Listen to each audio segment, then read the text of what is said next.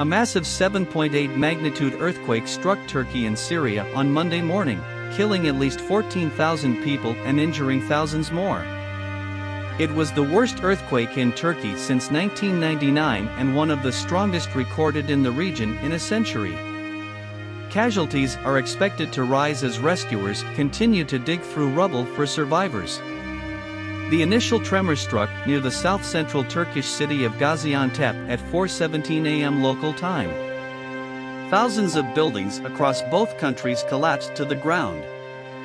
Dozens of aftershocks followed the first earthquake, including an unusually strong 7.5 magnitude tremor that hit 60 miles north of the first in Turkey, just 9 hours later. Both large quakes were picked up on seismographs as far away as Denmark and Greenland, along with many of the aftershocks. Is it the beginning of the apocalypse? Turkey sits in one of the world's most active earthquake zones. In 2020 alone, the country recorded 33,000 quakes, 332 of which were magnitudes 4.0 and higher, writes Samya Kalia for The Hindu. This area is where three tectonic plates come together. It's a triple junction, Alex Hayden, a geologist with the USGS in Golden, Colorado, tells the Wall Street Journal's Eric Niler.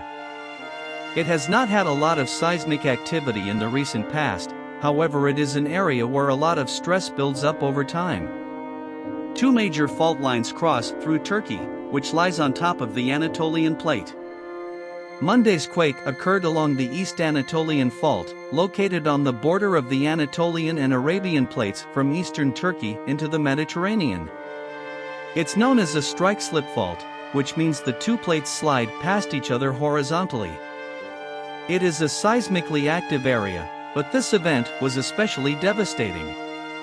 Since I live in an earthquake zone, I am used to being shaken, Melissa Salman, a reporter based in Kahramanmaraş, Turkey, tells the AFP.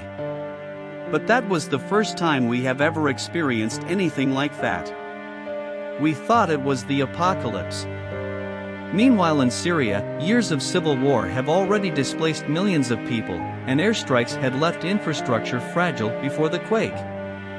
Anywhere else in the world, this would be an emergency, Mark Kay, a spokesman for the International Rescue Committee, tells the New York Times' Raja Abdulrahim.